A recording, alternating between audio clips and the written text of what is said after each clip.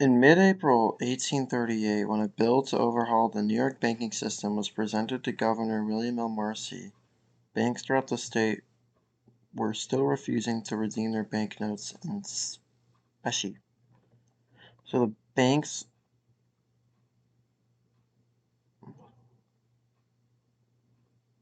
throughout the state were refusing to redeem their banknotes in gold and silver. This was a problem because privately issued banknotes, not government printed dollar bills circulated, is the most common form of money type.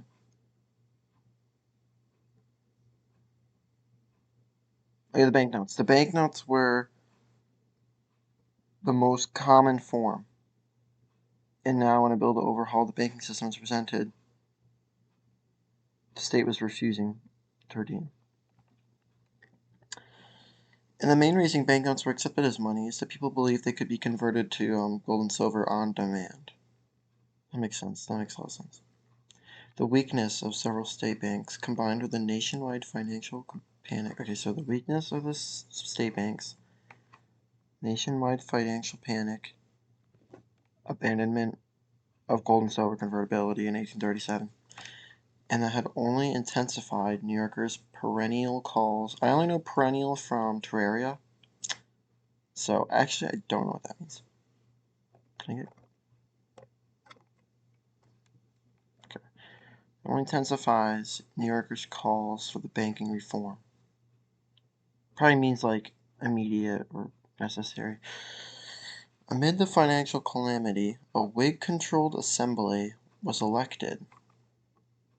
Okay, so because of the weakness of the state banks, with the financial panic and the abandonment, led to New Yorkers calling for bank reform, which led to the Whig-controlled assembly, which deposed the long-standing majority of Democratic Republicans. Deposed. So did they...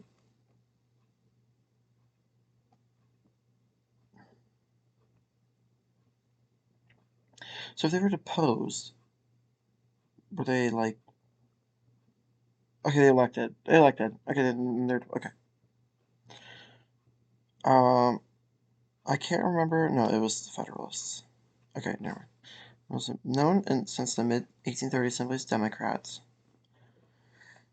The new Whig lawmakers, so the new group that was elected, responded to the crisis and the cries of frustrated public with the radical bill that now sat on the Governor Marcy's desk. So let's go back. This is the bill. Is this the bill we're talking about? I think that's the bill. I think we're going back to that now. The bill offered free banking solution that, if enacted, would mark a major departure from the chartering regime that had long dominated New York banking. Free banking.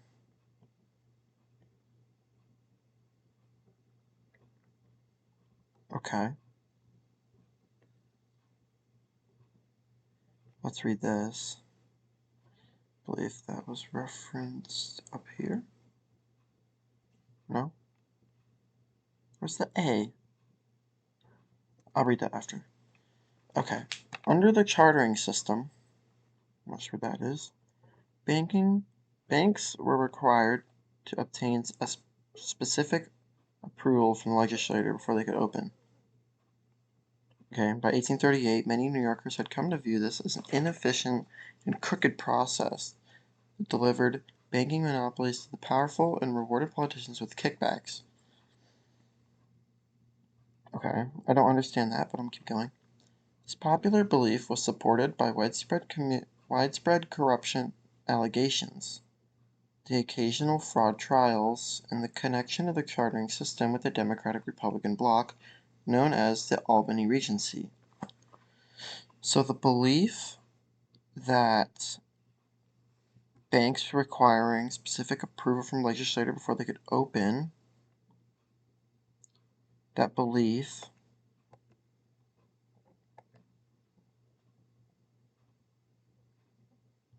Okay, so they thought that was inefficient because it was good. That delivered banking monopolies to the powerful and rewarded politicians with kickbacks. Okay. Occasional fraud trials and the connection to the chartering system with the Democratic Republican bloc knows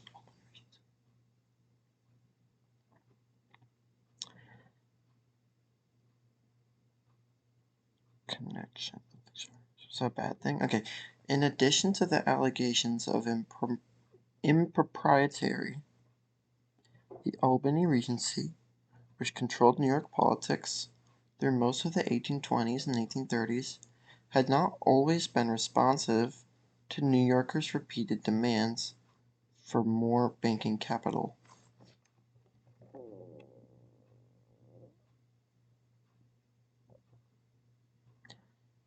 Which controlled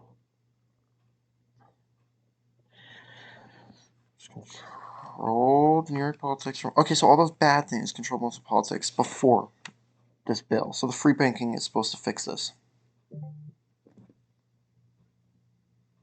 I don't care. Keep going. Had not only been responsive. Had not always been responsive to New York repeated demands. Okay, so we finally get reform. Over time, both the charting process and the political machine had fallen out of public favor.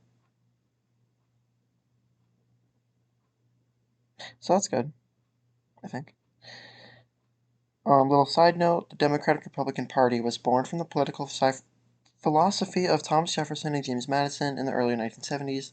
Although Madison had been a Federalist during this debate over ratification of the Constitution in 1787 to 1788, the Democratic Republican Party opposed the Federalist Party of Alexander Hamilton, was also established in the early 1790s. By the end of the period covered in this case, the Democratic Republican Party had involved the Democratic Party and its members are commonly referred as the Democrats. The Whig Party before was founded by former Federalists and the Democratic Republicans who opposed President Jackson and the Democratic Party.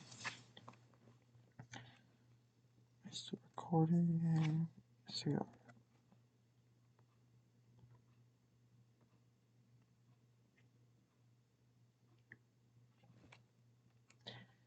I'm gonna switch to 60 FPS. Okay, it was on 30 FPS. Anyways.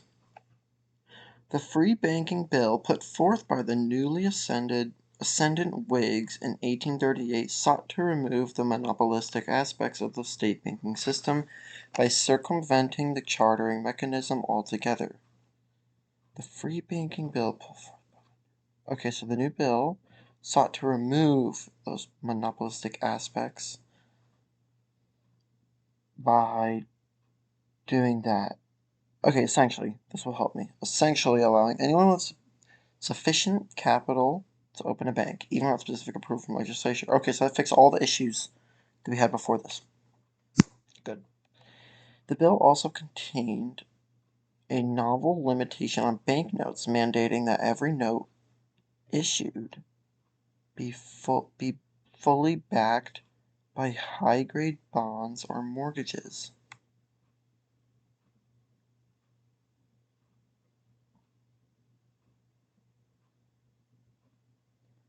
Okay.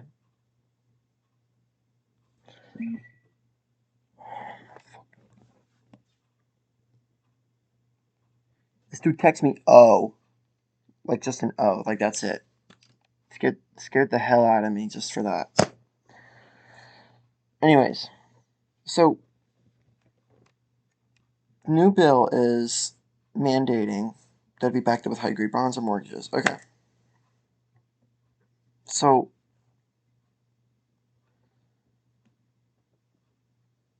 the bill's fixing things. Cool. But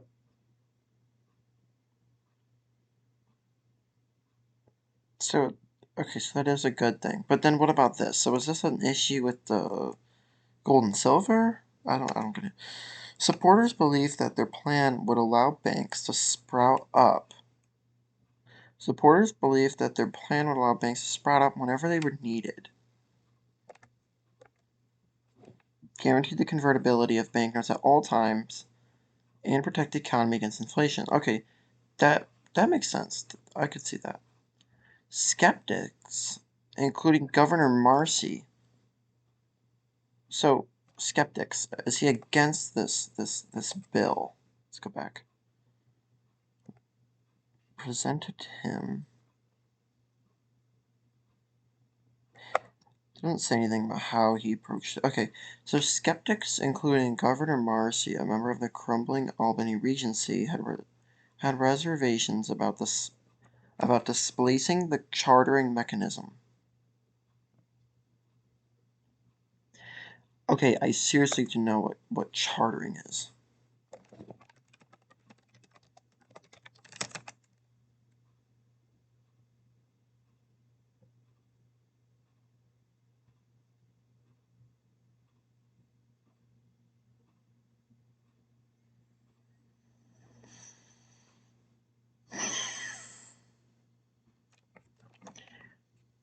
What does charter mean?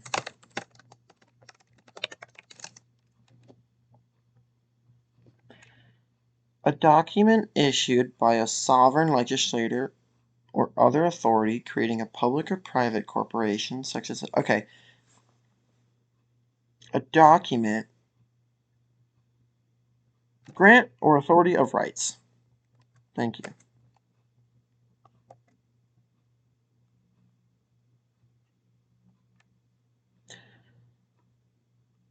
Okay.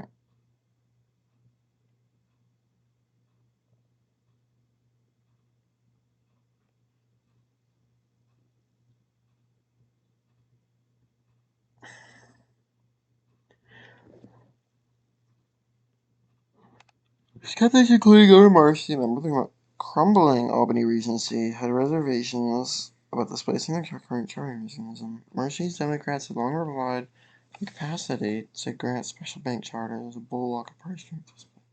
In addition, from a policy standpoint, the governor had previously stated his belief that no issuing entities should be required to obtain government charters. I don't know what that means. I used to go through this. I'm just going to keep reading. And I expressed apprehension about chartering any new banks during the financial chaos of the late 1830s. A rush of new banks was likely to be unleashed if the free banking bill... I wasn't taking that in. Chartering banks during the financial chaos. It's financial chaos, right? Rush of new banks was likely to be unleashed if the free banking bill became law. Okay, that would make a lot of sense. Through how many banks and how many new banking capital would be created was unknown. The decision facing Governor Marcy was not easy. He could quell public array. Am I allowed to hit myself on YouTube? By signing this unproven set, I don't know what that means, dude. By signing this unproven set of proposals into law, or he could veto the legislation and seek a less extreme response to the crisis. Chartering process. Okay. The process of getting the free banking bill to pass through.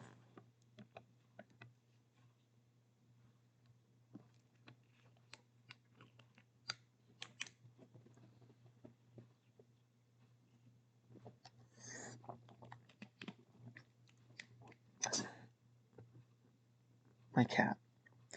During the late 18th century, numerous organizations, including banks, sought corporate charters from the state legislators. I didn't take any of that in. During the late 18th century, that's a bit of a jump. That is a pretty big jump for what we were just talking about. Numerous organizations, including banks, sought corporate charters from state legislators because the corporate form offered a number of advantages over the type of partnership that was then typical of most American firms. I don't know what that means. I don't know what any of that means. Agreements made by any member of a partnership were binding on the firm, which meant that a dissenting party could cause trouble for his partners. A corporation could eliminate this problem by designating a management team. The agreements made by any other binding on the firm, meaning a dissenting party could cause trouble for his partners.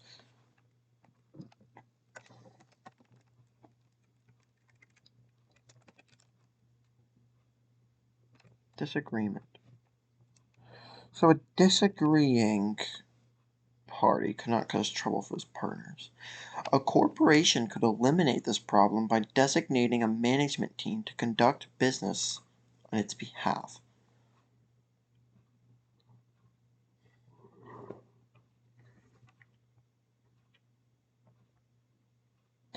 Unlike partnerships, moreover, corporations could survive the death of a founding member.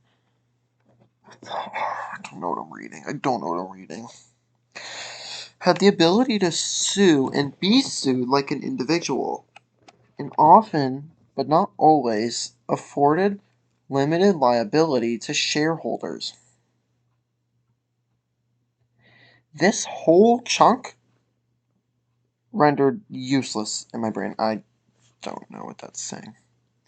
States assumed the power to issue corporate charters after the revolution. What revolution?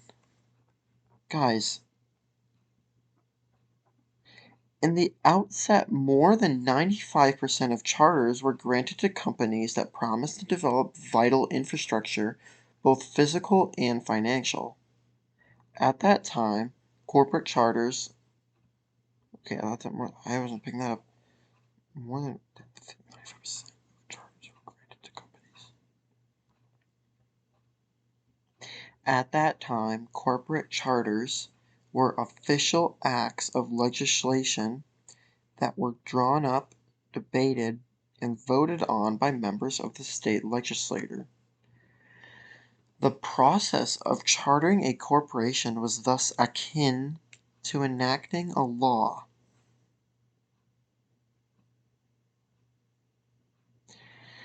By the end of the 18th century, state legislators had granted corporate charters to at least 29 banks, 32 water supply companies, 33 insurance companies, 66 canal companies, 69 toll bridge companies, and 72 turnpike companies.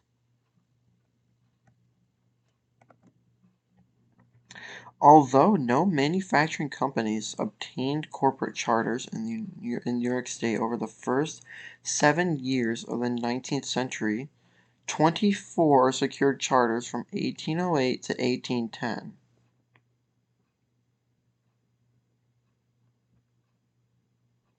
Oh, 24 secured charters from 1880. Dude, I read that like it was a different type of sentence. I don't know what a corporate charter is. I don't. Charter to do what? The process proved highly political. In the words of one historian, lawmakers enjoyed complete discretion over the process, often wielding their authority with all the subtlety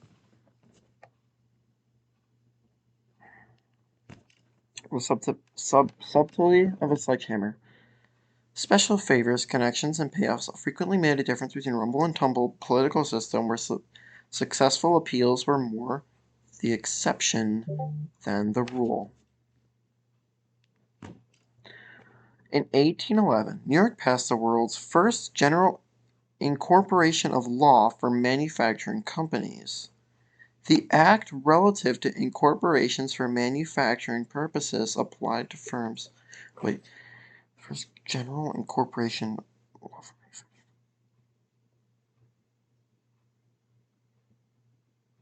Okay, because no manufacturing companies obtain corporate charters. So we finally got that. The act relative to incorporations for manufacturing purposes applied to firms in the glass, metal, paint, and textile industries with capitalizations up to $100,000. It enabled entrepreneurs in the relevant manufacturing sectors to bypass the legislature, guaranteeing applicants permission to incorporate so long that they met the minimal standards specified in the law. In banking and other sectors, however, those seeking a corporate charter in the early 19th century, New York still had to secure a special act from the legislature to get one. The typical bank charter limited the total amount of debts over and above the monies actual deposited in vaults of the bank to 3 times of paid-in capital, fixed the bank's capital stock as a given sum, designated the location where the bank could operate, laid out the bank's governing structure, prohibited the banks from trading any type of goods or stocks, held the bank legally accountable for paper money or bank transfers.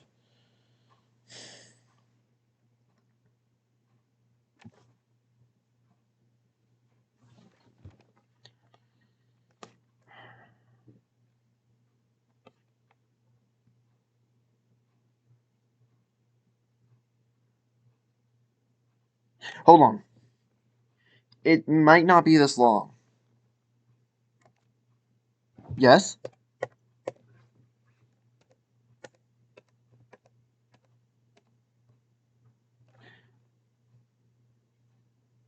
Oh, if you go to the back. Okay. We never looked at Exhibit A, B, or 1B. So this is just party makeup of the New York legislature. I don't think I'll need that information, to be quite honest. And if I do consume this information, I don't think I'll make any use of it. I'll probably just forget it. I'm going to start again. Not very useful, not very useful. So I do only have to read to number 16. And we are on 3. The banknotes emitted by individual banks were essentially non-interest-bearing IOUs, and these notes constituted the bulk of the circulating media in the antebellum United States. That sentence doesn't make any sense at all. Not one bit. Banknotes thus served as a convenient form of money, which was relied upon for making transactions. The further a note traveled from its point of issue,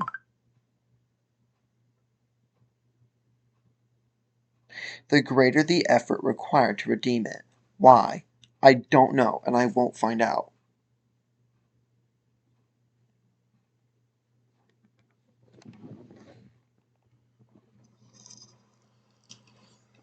He got a sandwich. He got a sandwich. He could have got anything. He got a sandwich. And he's going, it's not good, dude. It's a sandwich. I can assure you, it wasn't that good. Because things just not an epic employ. Banknotes thus serve as a convenient form of money, which was applied upon for making transactions. We read that. The farther the note... Okay, as a result, banknotes typically traded at discounts related to their distance from the issuing bank. Okay. In addition, because a banknote was only as secure as the bank that issued it, discounts reflecting the issue's bank perceived risk of failure. So if it was a faulty or non-trusted bank, then...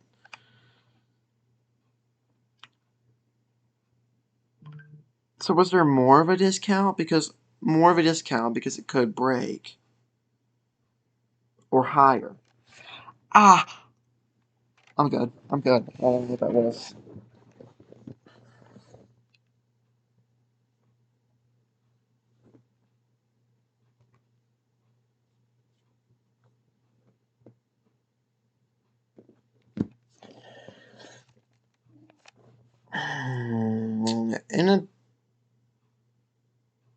Throughout the antebellum era, does that mean, like, I swear that means, like, before war.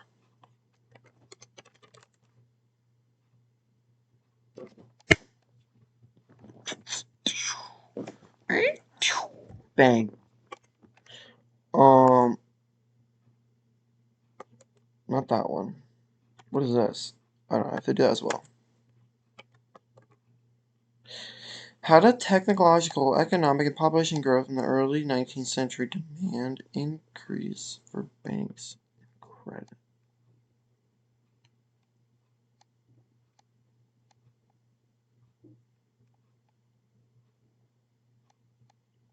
Do you think the chartering system was inherently corrupt, or could it have been reformed without replacing it?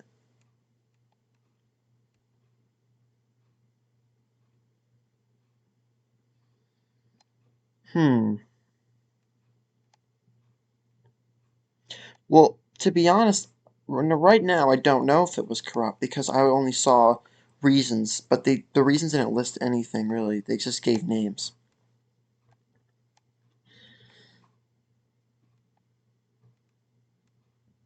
Wow, these are quite in-depth, to say the least. In which ways did the free banking movement reflect broader democratic ideals in American society? Well,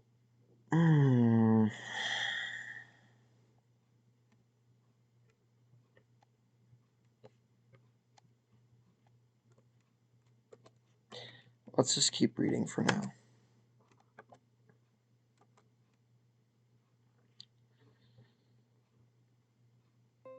Throughout the antebellum era, newspapers published the going discount rates on banknotes that trade in the region.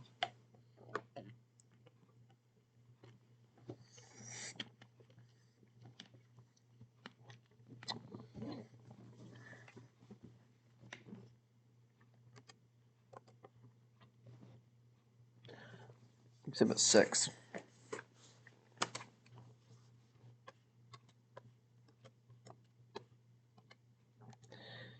I,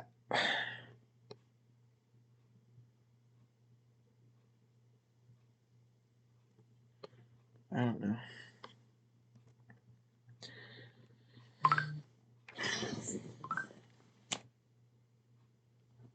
Marsh. What?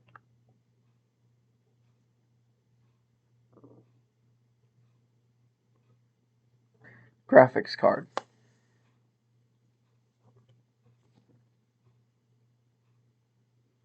Does this look wrong? So he's pintail. He's using a pintail cord. He's pigtailing 3 on 1 cord.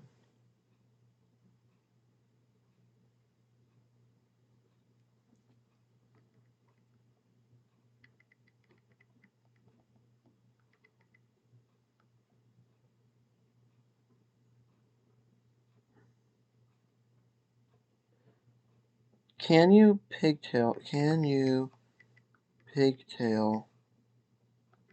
3?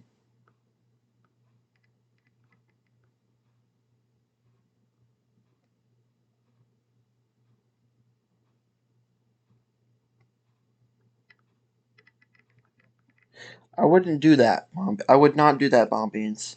Do you have another GPU cord on your power supply?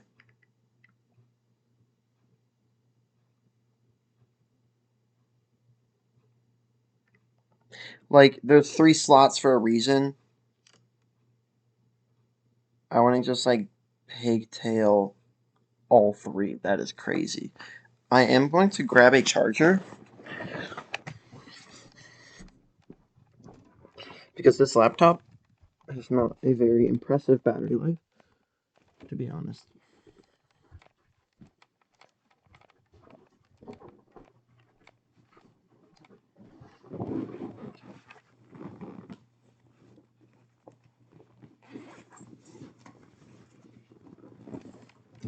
This is essentially the charger.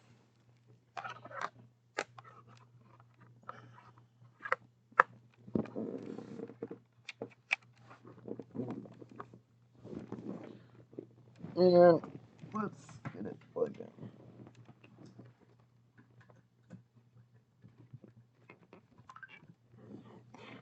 Okay. Well, we are plugged in. We are plugged in.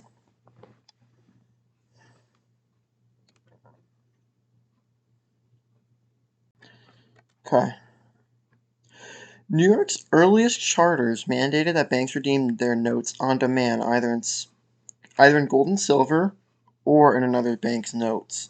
After 1816, banknotes had to be redeemed in just gold or silver alone, if so demanded by the note holder. So then, if they got rid of that, then what would they have to do?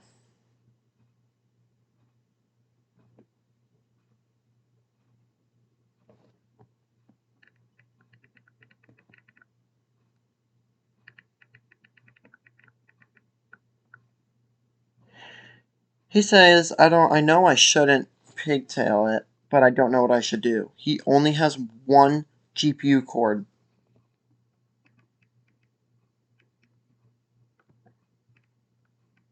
So is there another slot for a cord on the GPU? Like PCIe? You just don't have the cord? Because you definitely you don't want to do that. It's three PCIe. So the chartering process was always subject to the extensive political maneuvering whereby lawmakers were able to favor their friends and allies in a way that they distributed or uh, the system of patronage was so common that early banks were often identified by their founders' political affiliations. Yeah, that's not good.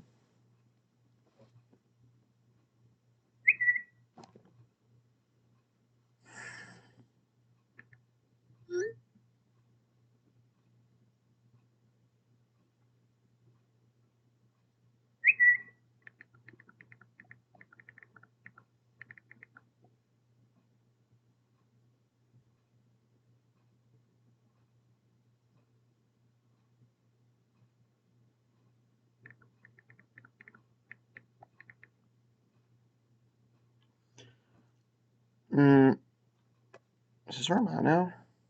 Okay, yeah.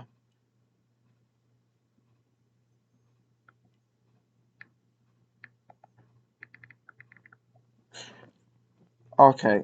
Can you pigtail um 3 BCIs? Oh, I forgot what it's called.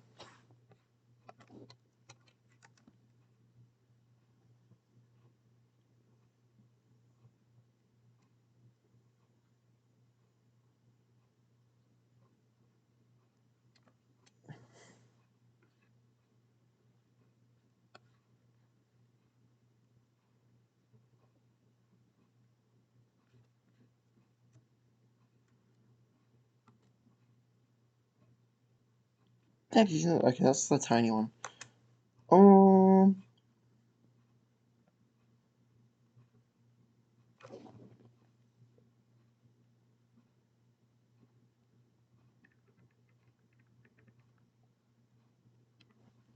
it should be okay. I'm telling him.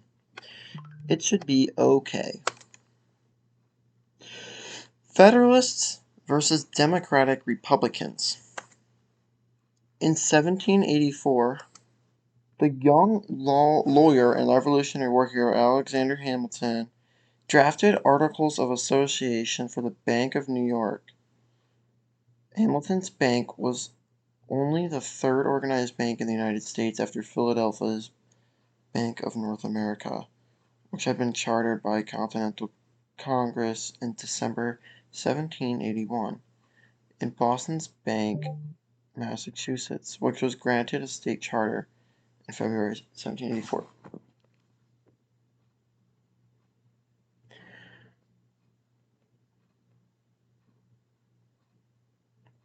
Philadelphia's Bank of America got chartered. Got a state charter.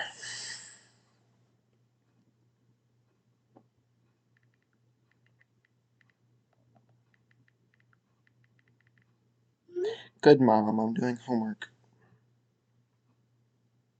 Essentially, doing homework.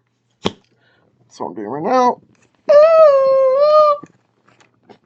Despite repeated appeals for a charter, the Bank of New York operated without official state sanction for 7 years.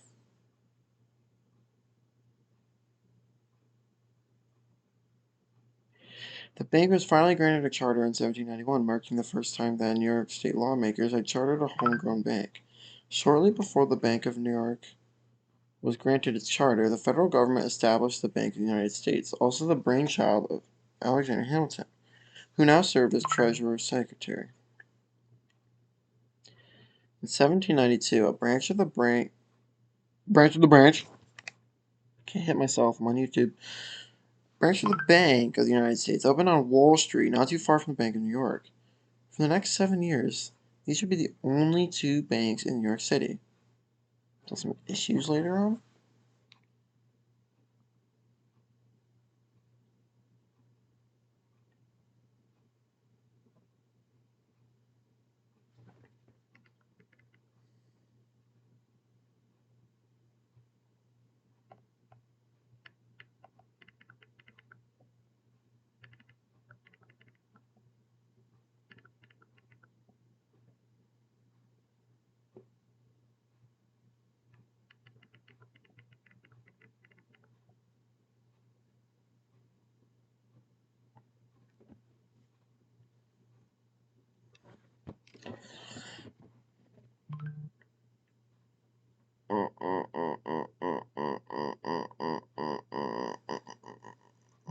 The Bank of Albany became the state's second homegrown bank to receive a charter. Okay.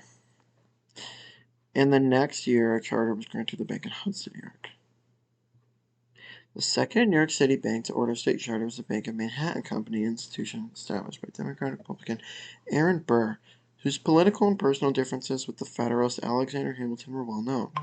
Burr had tried several times in the 1970s or 1790s to charter a Democratic Republican-controlled bank, but the Federalist-dominated legislature repeatedly denied his requests. So in 1799, Burr turned his attention toward obtaining a charter for a completely different type of company.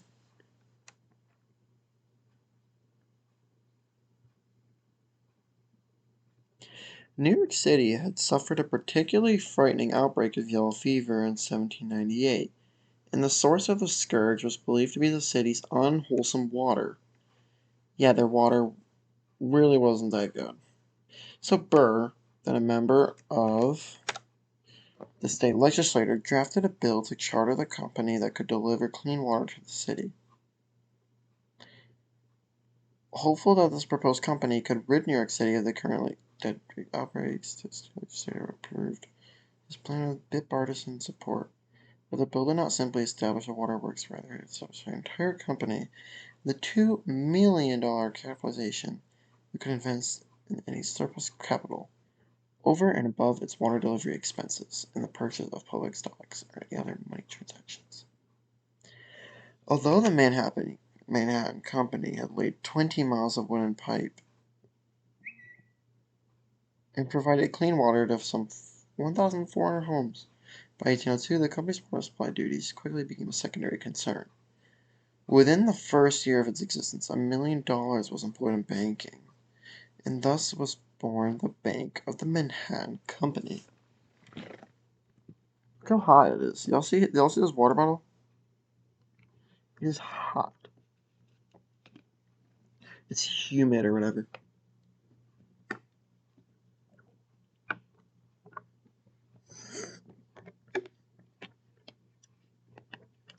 Federalists, and Hamilton in particular, were indignant, not only because they felt Burr had exploited public sentiment to further his own personal political interests, but also because the Bank of New York now had to contend with a powerful Democratic Republican controlled rival. So Burr had he had a company that, wait, yeah, so a bank, I don't know the name of the bank, but he could not get, a charter, so he just made a new company, Manhattan Company. I did read this. I'm not sure how he exploited that, though. Not sure how he exploited that. But yeah, he just restarted because it didn't work. The Manhattan Company's $2 million. Capitalization was twice that of the Bank of New York, and unlike its older competitor, its charter was perpetual and lacked the typical restrictions of a bank charter. Burr's use of the Manhattan Company charter to create a large new bank, drew the ire of many citizens.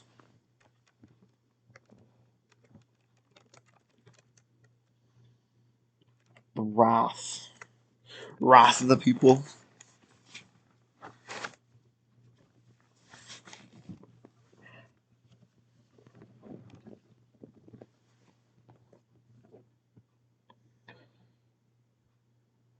Said Jabez Hamad, himself a Democratic Republican and a New Yorker, it is probable that in 1799 many Democratic Republicans voted the federal ticket in consequence of their dissatisfaction with the manner in which the law granting banking powers to the Manhattan Company had been smuggled through the legislature, and for the reason that Colonel Burr, who was confessedly the contriver and the agent who effected that extraordinary measure, was then a candidate. But in spite of the anti-Manhattan Company,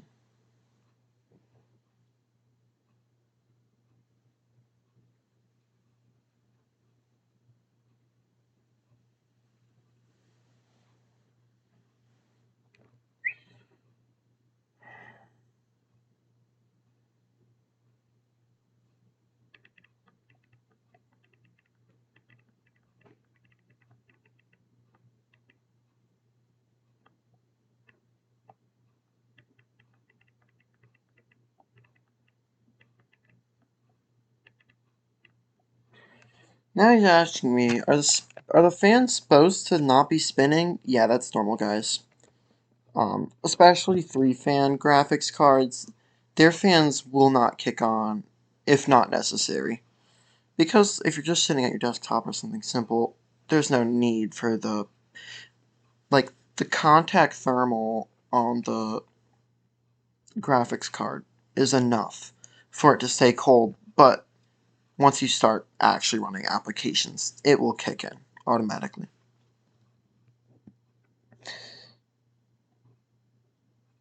But in spite of the anti-Manhattan Company sentiments of the 1799, Democratic Republicans regained favor and won control of the New York legislature from Federalists in 1803, mirroring a trend that was occurring throughout much of the nation. That year, state lawmakers heard a charter request for a second bank in Albany. This request from a group of Democratic Republicans who claimed the Bank of Albany was a Federalist-dominated institution was too oppressive to Democratic Republican businessmen. While their Jeffersonian roots, Democratic Republicans were typically more averse to banking than were Federalists. Averse.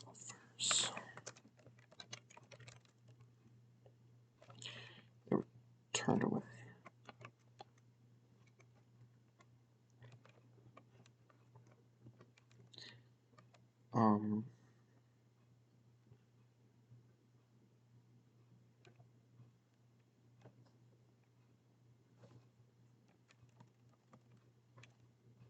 Sorry. The reverse of bank. Like, Democratic Republicans were typically more averse to banking than were Federalists, because I mean they weren't really dominating any banks then.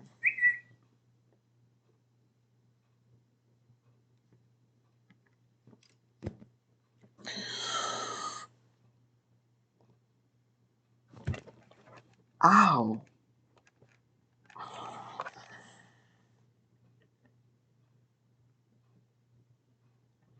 However, certain pro-bank Democratic Republicans believe that banks, in the proper hands, could be great levelers, tremendous aids to the respectable, trustworthy yeomen, mechanics, and traders in need of a little working capital. No idea what that means. Of course, the proper hands refer to those fellow party members. So they're just talking about Democratic Republicans. And thus, with a little help from a backroom deal, backroom? Can this stop it? That allowed some lawmakers to subscribe for a certain number of the bank shares. The legislature granted the charter, thereby incorporating the Democratic Republican-controlled New York State Bank in Albany in 1803. Allegations of corrupt relationships between bankers and lawmakers would plague the charting process for decades, tarnishing the reputations of both the legislature and the banks.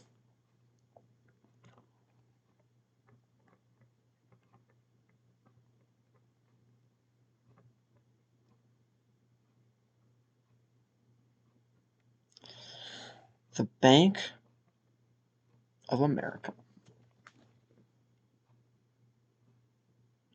1v1 new map pool of 100 or so maps every week in New York.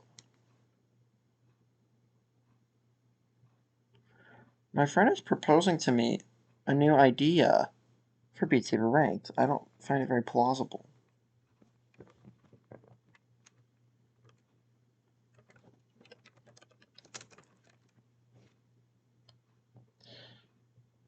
Yeah. I am right. 1v1 new map pool of 100.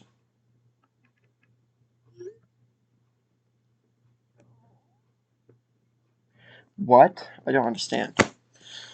By January 1810, New York State had chartered 9 banks with a combined capitalization of $6.2 million. Over the next 4 years, 14 additional banks would be chartered, and total banking capitalization would nearly quadruple to $22 million. This rapid increase was sparked largely by Congress's decision to follow the Bank of the United States Charter to expire in March 1811. In 1812, in an effort to fill the sizable banking void, New York shareholders of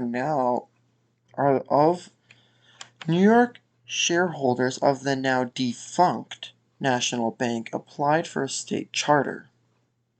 They sought to incorporate the New York City branch of the Bank with the United States as a state charter Bank of America. Exhibit 5.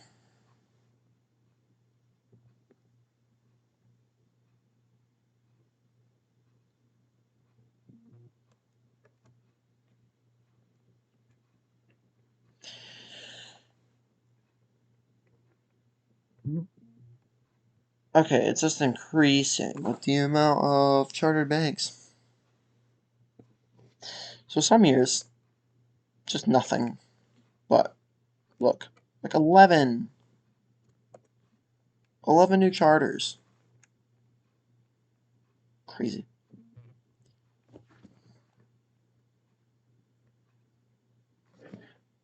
Do I silence it? I'm sorry, little one. Ah. Dumb. It was off. It was just vibrating. Okay. What about Do Not Disturb? I'll just mute group chat for 1 hour. I can't. I have to hide it forever.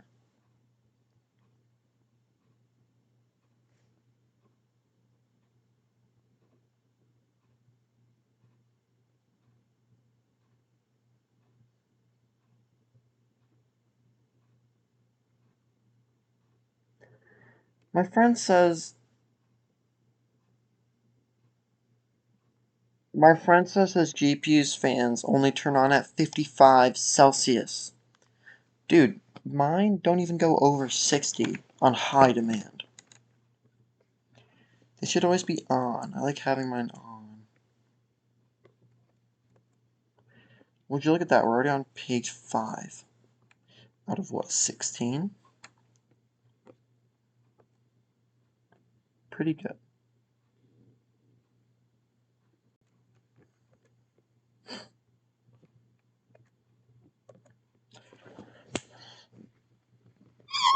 The largely federal sponsor of the Bank of America sought a capitalization of $6 million, which would make the institution of the biggest state of America in the nation to give an edge on New York City in its financial and commercial rivalry with Philadelphia.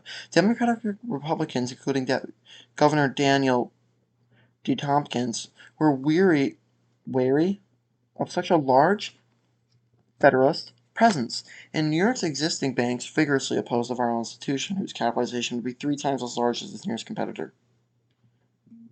To help build support for the Bank of America, supporters offered concessions, including a payment of $600,000 to the state, of which $400 million was for use of encouragement of common schools, $100,000 for roads navigation, and $100,000 for the current of literature. What about taxes? It was also stipulated that the bank would lend the state $2 million at any time it might require it. By the time the State Assembly approved the charter in late March 1812, allegations of bribery and other unethical behaviors had surfaced. Before the Senate could vote on the matter, the incensed Governor Tompkins prorogued the legislature until May 21st, practically the maximum period for which he had authority. This marked the first and only time that the power of prorogation had been exercised in New York State since the height of the American Revolution. Although Tompkins had used this authority in an effort to draw attention to the accusations of corruption surrounding the Bank of America's chartering, it appeared that his only tactic intensified the legislator ill feelings toward him. When the legislative session resumed 8 weeks later, the charter quickly passed. I did not read any of that.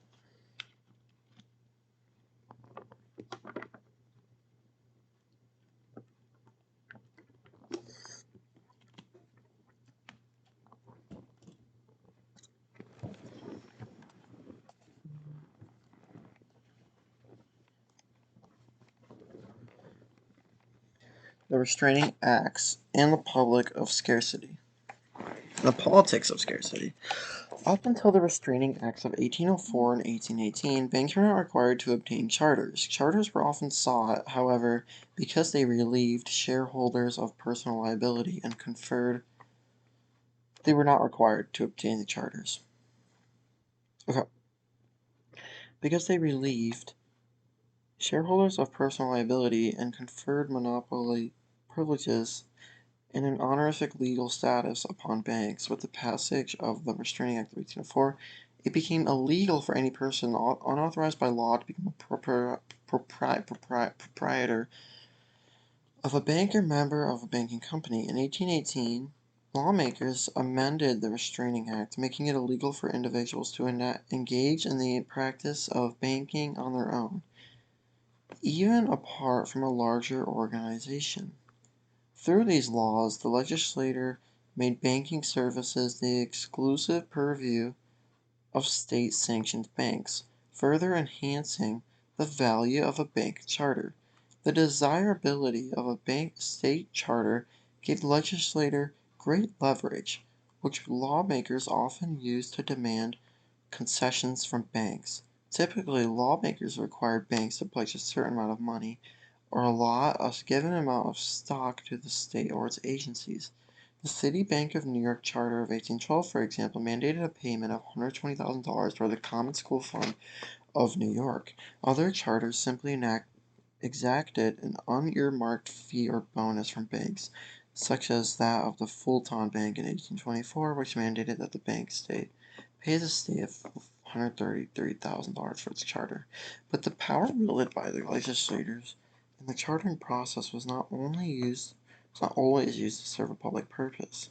In 1805, the Merchants' Bank applied for a charter. The resulting partisan debate was so heated that several lawmakers came to actual fisticuffs within the senatorial prinkins.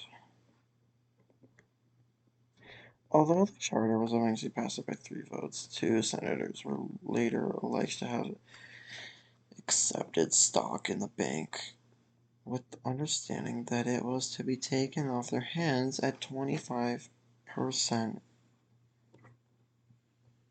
advance.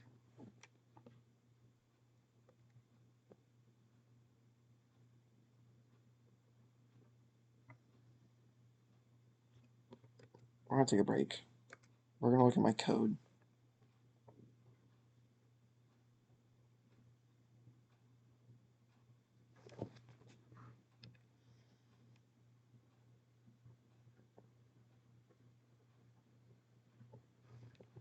Some money management script I wrote. It's 330 lines long.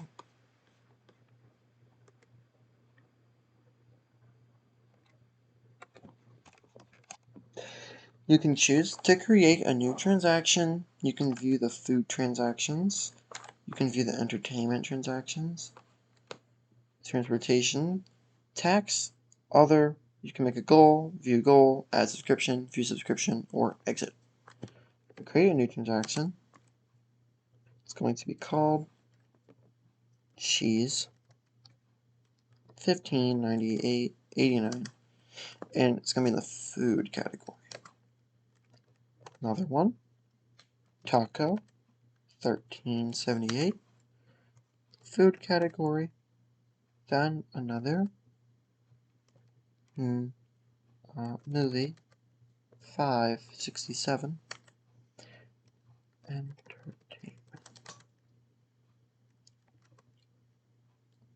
43, 39.99. Oh, product name. A Roomba. That's going to be $200. Enter.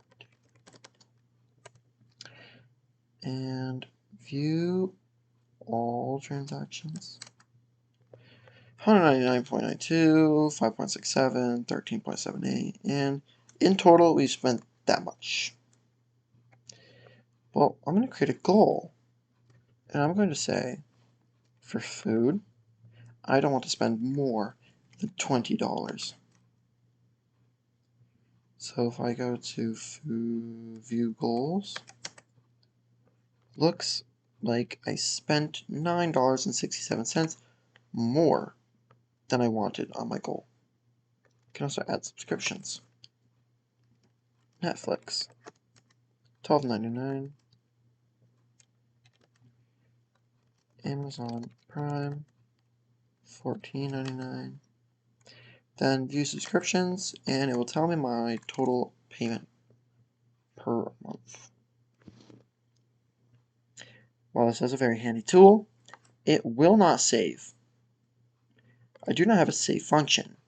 After you run the program and close it, you will lose all your progress, which very unfortunate, because I have not learned how to do such a thing. But I will learn in the future. Let's go back to reading.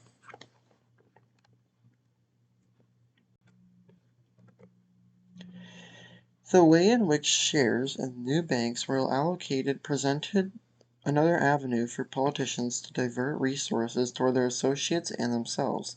Beginning in 1811, writes one financial historian, every incorporation act appointed administrators charged with distributing shares in the new bank. Since almost every new bank faced excess demand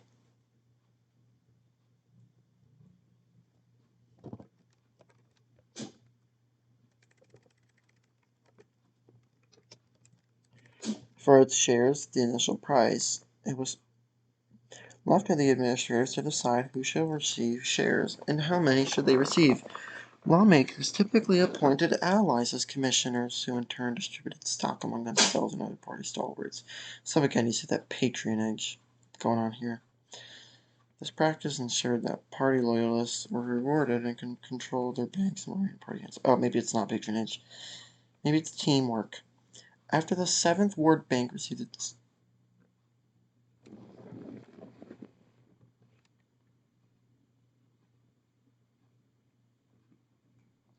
My brother's home with his girlfriend.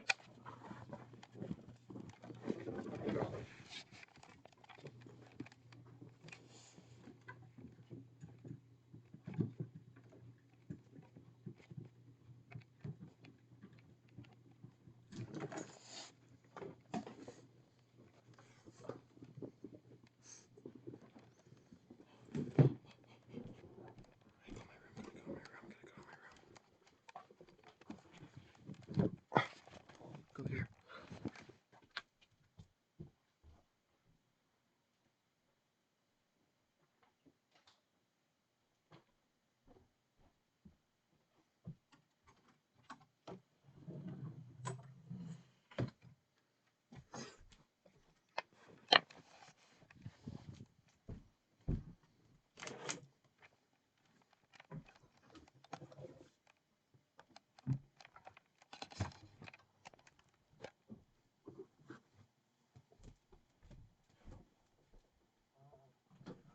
Are you awake? Dang. I was just in the living room.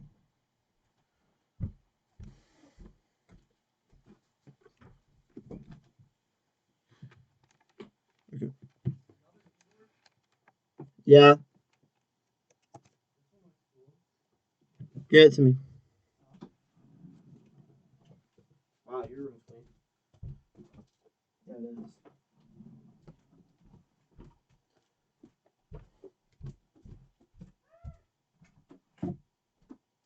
Okay. This is the K310 Pro. Very nice. Kindly sent to me, but proto-arced. Oh, they're low profile keys. Very cool. Kind of gives me Rocat vibes. Rest in peace, Rocat.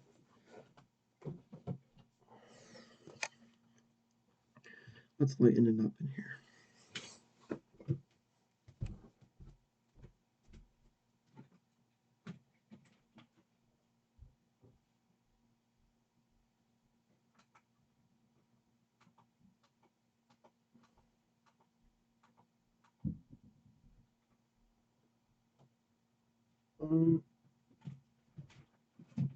I'll plug in the laptop.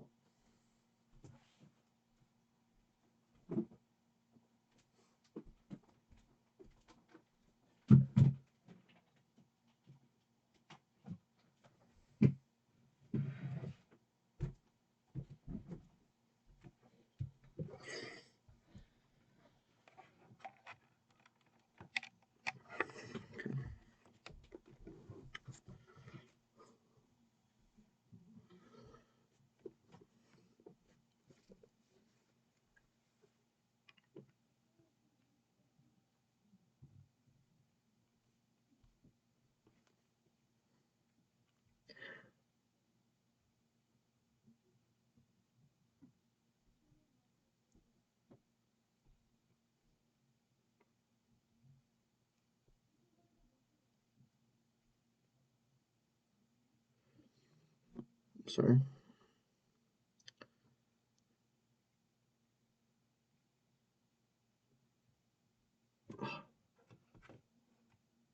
It's flashing so bright. Can you make the lights flicker white and off rapidly, but not too fast?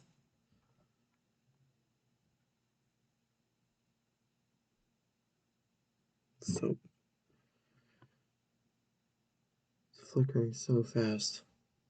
Updated the latest effect.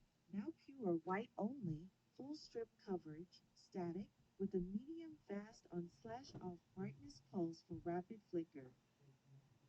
Can you make it red now, but it's still flickering?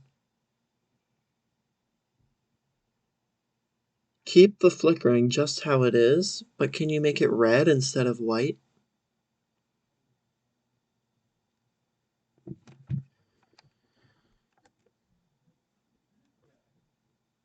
Change the latest effect. Kept the same rapid flicker pattern but switch the color from pure white to pure red.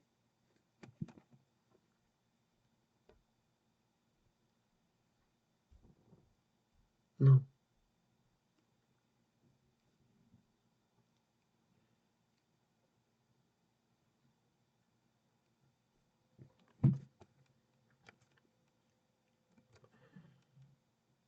Um, the way in which shares in new banks were allocated presented another avenue politicians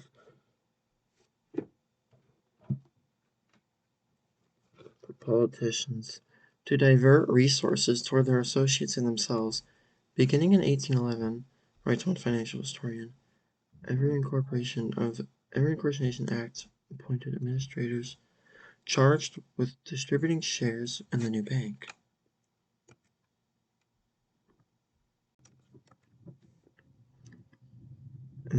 Since almost every new bank faced excess demand for its shares at the initial price, it was left to the administrators to decide who should receive shares and how many they should receive. I already read that.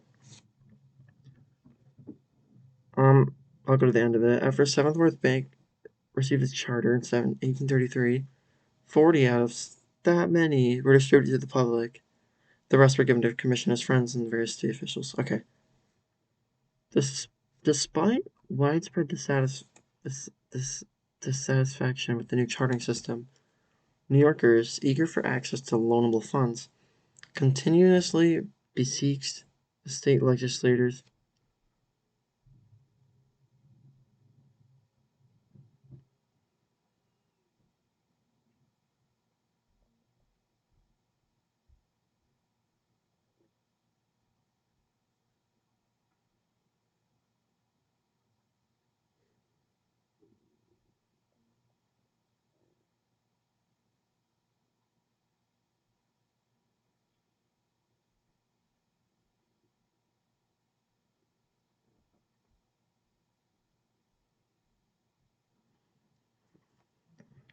The state legislators to charter new banks.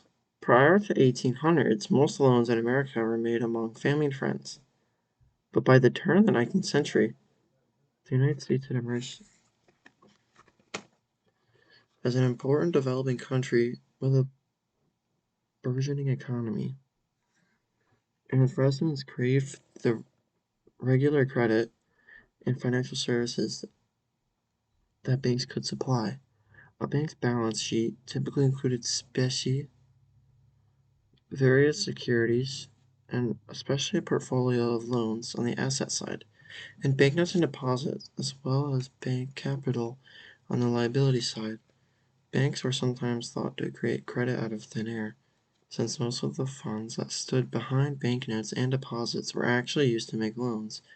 In fact, all bank liabilities were backed by assets. What was particular about banks is that a large portion of their liabilities, especially banks and deposits, could be liquidated on demand, whereas most of the assets, especially loans, could not. Bankers counted on the fact that not all note holders and depositors would demand gold and silver at the same time, for if they did, even the sturdiest bank would likely fail. So was that the reasoning behind it? Most of the time, deposits were patiently held and banknotes circulated as a currency in the economy, without being immediately returned for a payment in specie. Yet if a bank was immediately being returned payment in specie, okay, patiently held. So they weren't immediately. If a bank was perceived, rightly or wrongly, to be nearing insolvency, no holders and debtors, depositors would often feel compelled. Immediate. So it's smarter to wait, but some didn't. the bank would then be unable to make any good on its commitments to them, at least not immediately. When banks experience such runs, they are often forced to call them loans, which can mean immense pressure on borrowers. Yeah, loans are not good. That is just calls instability. Could lead to serious interruptions of investment and production. Such runs could also become contagious, potentially producing more generalized banking panics. It was a phone call.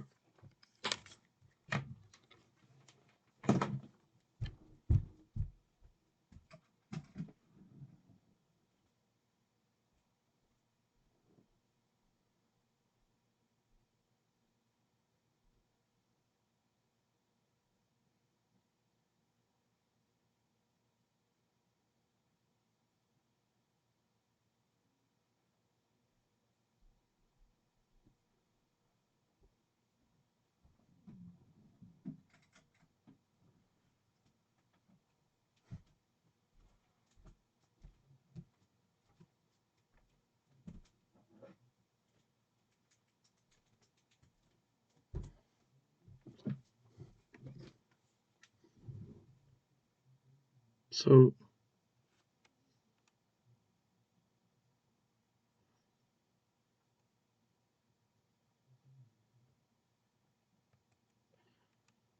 when bankers saw a run or a panic beginning to take hold, one potential response was the suspension of convertibility. So, by refusing to redeem notes or deposits in speculative banks could temporarily contain the crisis without the expense of obstructing normal payments and the consumption. Although suspensions proved to be a valuable protective tool for banks, they're notably unpopular among note holders. Depositors are typically only sanctioned by the government during times of widespread financial emergency. For all of these reasons, banking not only had great economic salience in the early 19th century New York, but great political significance as well.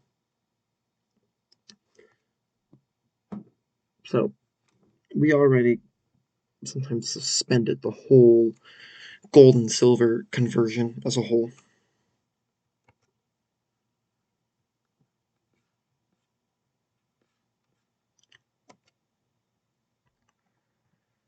Man. Um, this is like 50 minutes long already, and I'm not even halfway.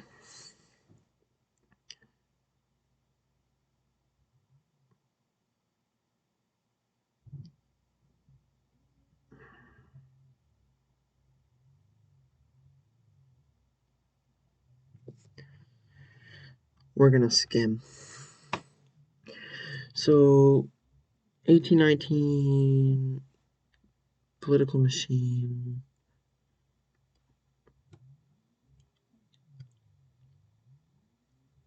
Okay, Regency's downfall. Mm,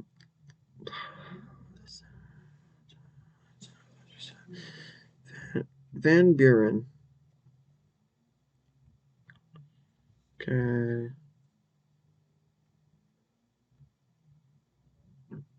You had a rival.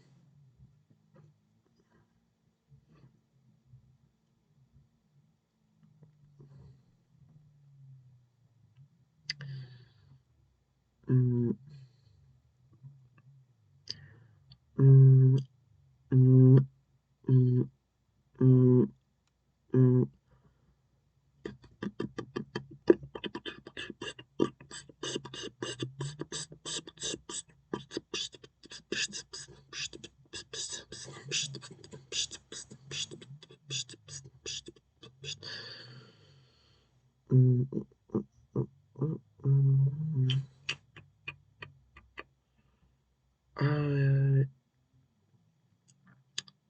Bucktails, organized, blah blah blah blah blah blah blah blah blah blah blah. Hype, blah blah blah blah blah blah blah blah blah blah blah. Major form, brethren, Van Buren had allies, and 2 years later, when Clinton refused to abide by a majority decision of the party, now led by the Bucktails,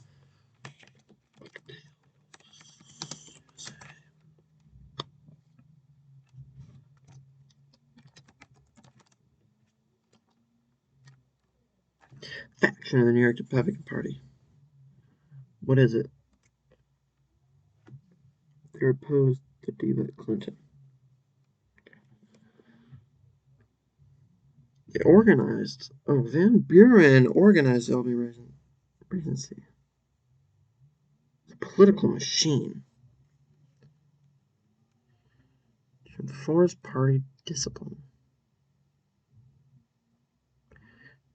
In fact, there were virtually no substantial points in Regency platforms. Their basic complaint appeal was now aimed at those who already identified with them, and it was simple enough now. Now was the time for all good men to come to the aid of their party.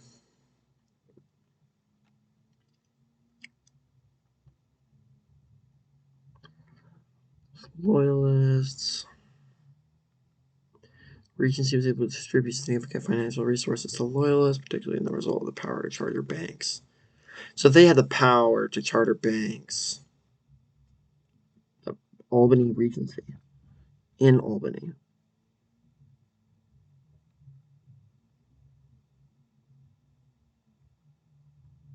They enriched loyalists and strengthened their party using their control.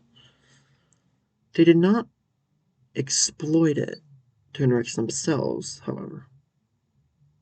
So they weren't selfish.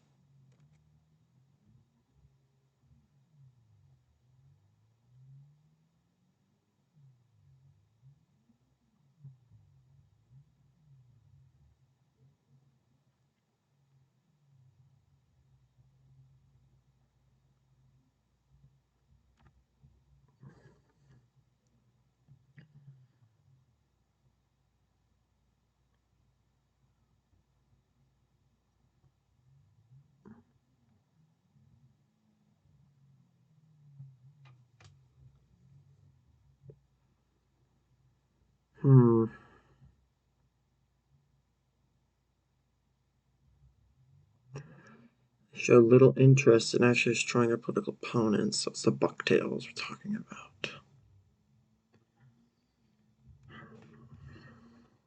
Banking reform was a top priority by Van Buren, who formed the Albany Regency. Bank failures.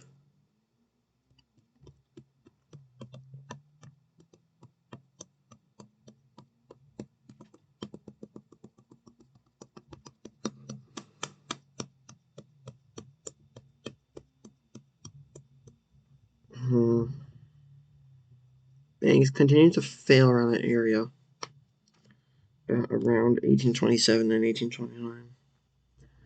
They made a safety fund. Okay. Believes reform and overhaul was necessary.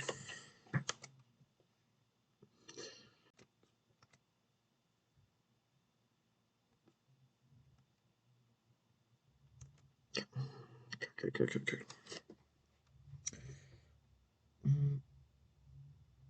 These observations in mind.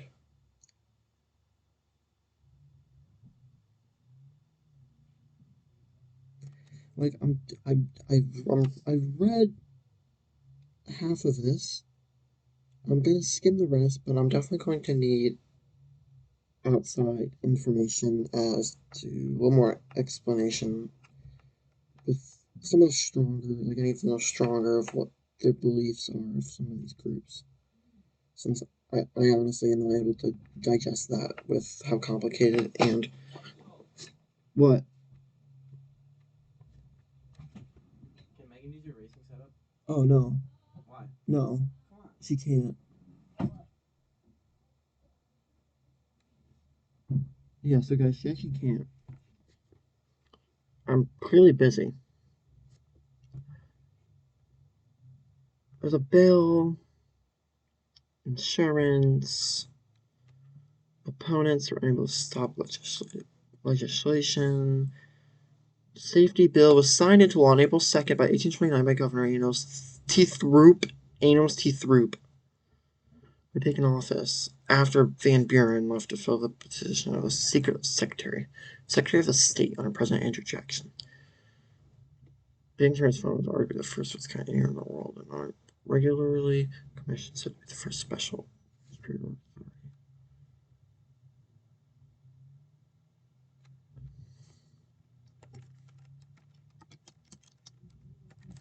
So look this up.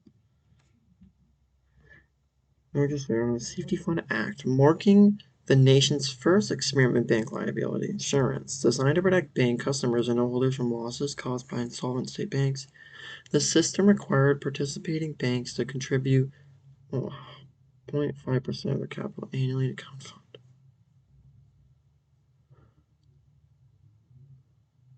Huh.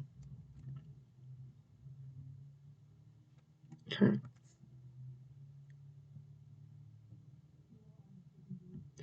I still don't know.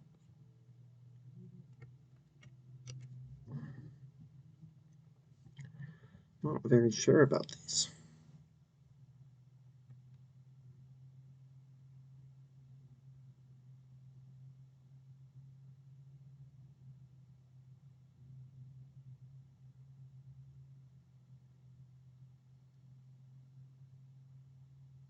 Hmm.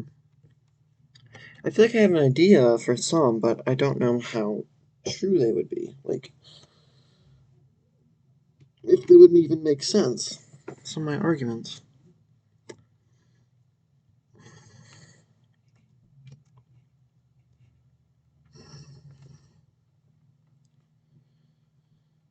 Um, Attack on the second bank. Because he was under. Was that because he was under Andrew Jackson?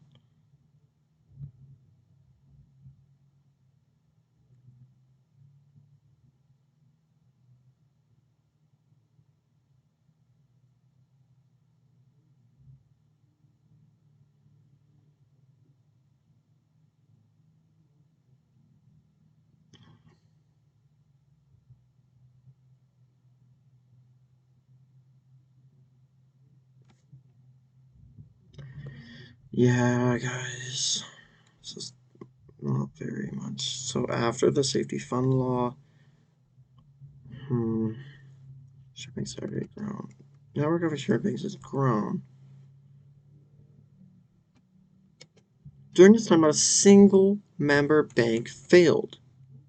So impressed with the ingenuity and apparent security of New York's safety fund network, Vermont adopted its own bank insurance fund system in 1831, modeled largely on that of its neighbor. So is it just Albany where this was passed? Safety Fund Safety Fund Act location. Like, is there like a location, like specific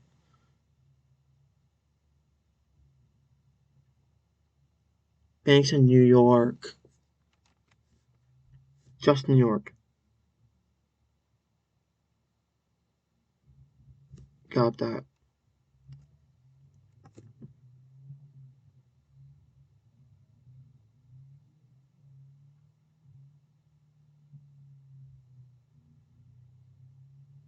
Okay. So, hmm, radical reform.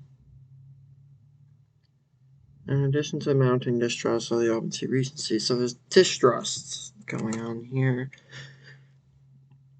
Mm.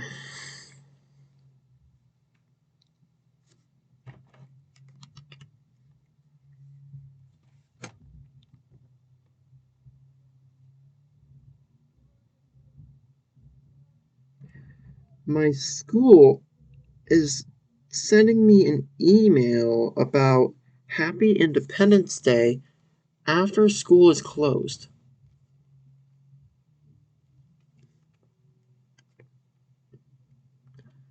I do not understand the point in that. So,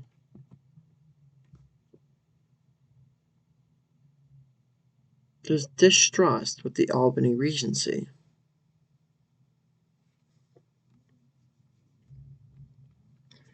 Equal Light Rights Party, known as Loco Focos, Democratic Party offshoot that sought to do away with banking completely.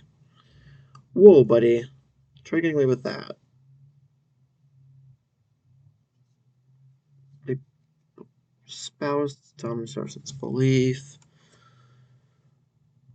Hmm. So they don't like the political machine.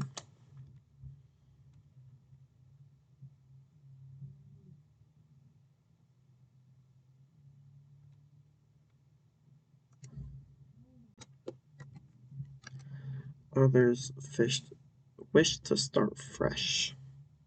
The call to end chartering had strong political support, and in March 1837, members of the state Senate recommended a bill that would install a free banking structure supported by unlimited liability for shareholders.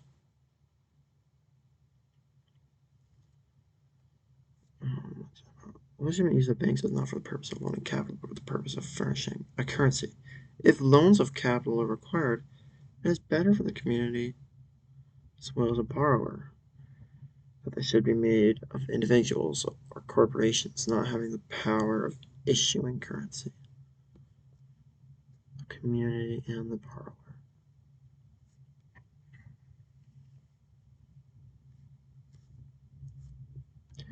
The commissioners recommended the separation of the loaning and issue funding function of the bank in two separate sets of institutions. According to the proposal, the lending institutions would be funded by long-term deposits, while the note-issuing institutions would be backed only with short-term loans, preferably trade credits, which was considered somehow illogical and dangerous for highly liquid banknotes which redeemable at any time to be backed by liquidated assets. I, I don't see where gold and silver is being talked about, since this was the first argument of this.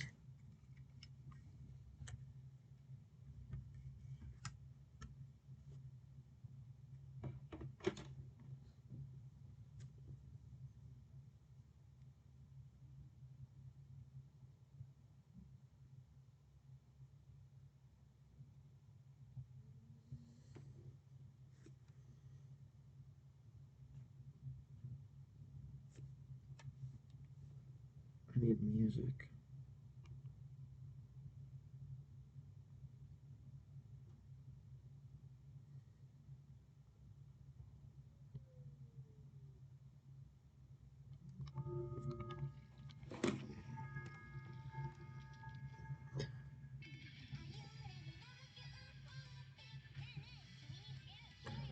Okay, so Panic of 1837.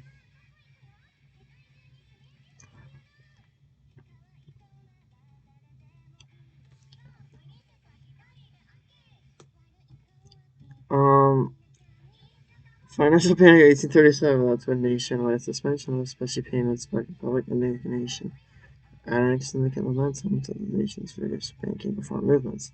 After 7 years of rapid economic expansion, speculative fever, and liberal credit extension during the early to mid 1830s, two federal government policies of 1836 were thought to have drained banks on their special reserves, forcing all of them to call their loans and cut back on their note discounting operations. On top of this, a rapid drop in incomes. Not taking any of this in.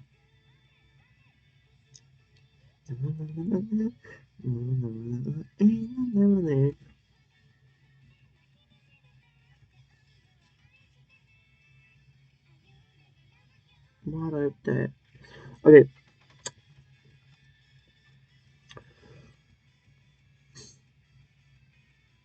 suspended all payments. Okay. But early May 2019, suspend payments on three of the troubled banks in Buffalo were members of the safety fund. The fourth bank, the troubled bank, was not a safety fund participation. On May 10th, in response to financial turmoil, American banks suspended all payments on special. Just suspended. Banks throughout the nation soon followed suit. Within a week, lawmakers made a discontinuance of special payments. They go for 1 year. 1 year. Only feeling comfortable resuming special payments. So they were not very comfortable with it. Stay in trends of quick to compensate the creditors of broken banks. Okay. So what does the safety funds work, man? Ultimately, only one New York bank closed permanently during the panic. It was a safety fund bank. Too bad. Risk and to prevent bank runs.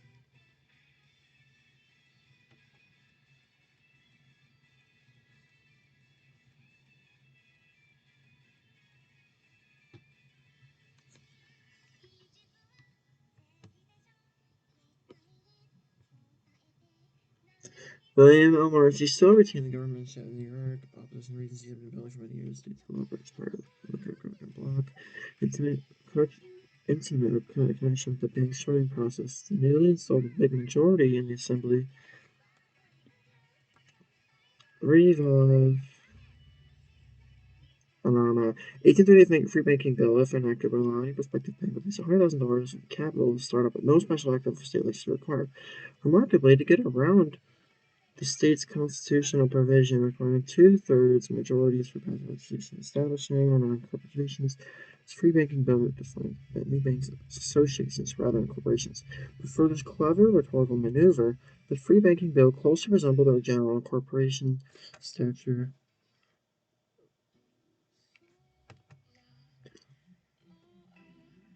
back in 1811. Aside from divorcing bank formation from the chartering process, I don't know that. Whig lawmakers, who were clearly affected by the ongoing financial panic, also sought to protect note holders from loss through a novel note security requirement into the bill. This provision mandated that every note issued by a free bank be fully backed by high-grade bonds, or leveraged mortgages. Securities were deposited by the high state controller. Should a free state be unable to redeem its note, especially when demanded, the state controller would be authorized to sell the next deposited securities and use these proceeds to repay the bank's note holders.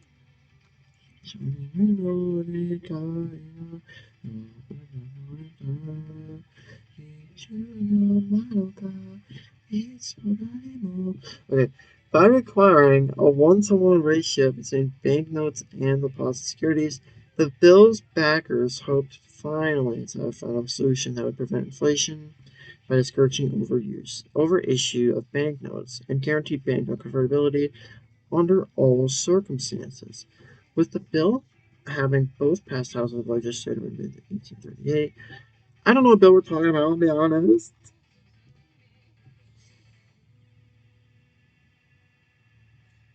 Uh, oh, oh, oh.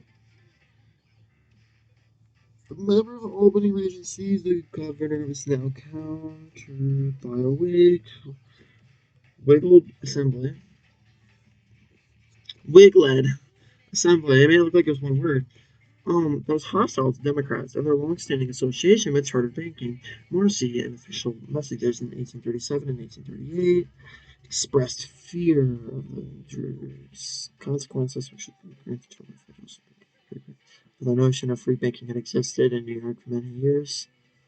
Bill advancing an early form of early banking was proposed in 1825. Free banking as government policy was unproven in the United States, and the one-to-one note to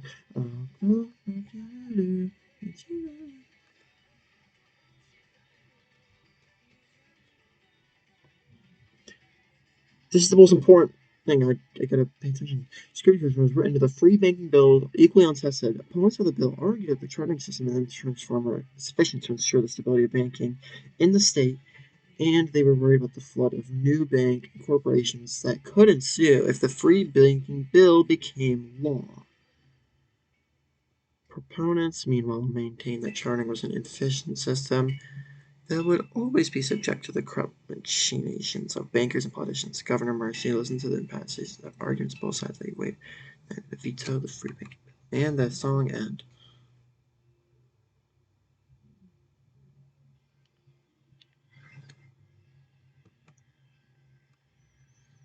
So that would be it.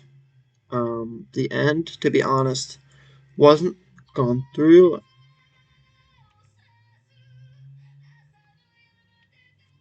Chill. We'll pause it. Okay. So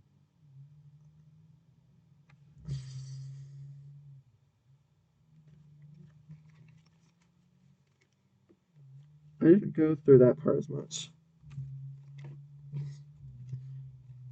at the halfway point. But I still digested a sufficient amount of information because, really, to be honest, the first half I was not taking in much to begin with, even when I was analyzing all of it. Um, this is a very difficult document, to say the least. And these questions, so how did technological economic population growth in the early 19th century increase demand for banks and credit? Well, you gotta have more banks, right? I mean, so how long should these responses be? Do you think the turning system is inherently corrupt? Yes, I mean, it was a political machine, um, with one party reformed without replacing it. Yeah, I think it could be reformed.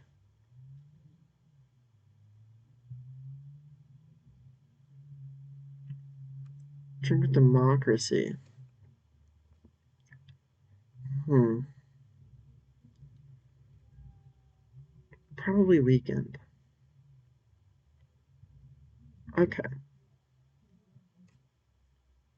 I'm gonna get going to answering these questions.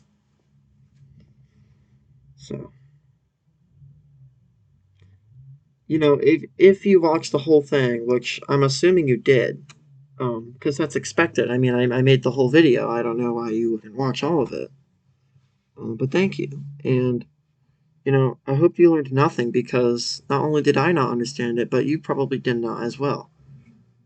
So, this was a very, very difficult document. It was very difficult. A lot of information in here probably could have been said in one page. However, this is a check for my understanding of the topic.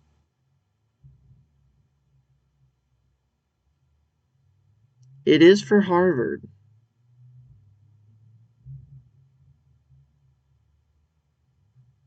Very difficult stuff. Definitely, definitely a very smart person who wrote this. However, when a very smart person writes something and a very dumb person reads it, doesn't get the information across, sadly. So, to be honest, I don't think I learned that much.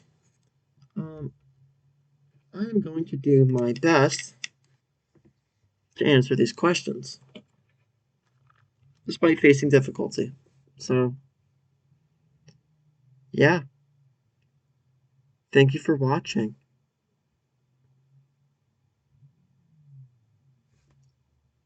Peace, guys. Peace. Have a great day. This is Windows.com. Actually,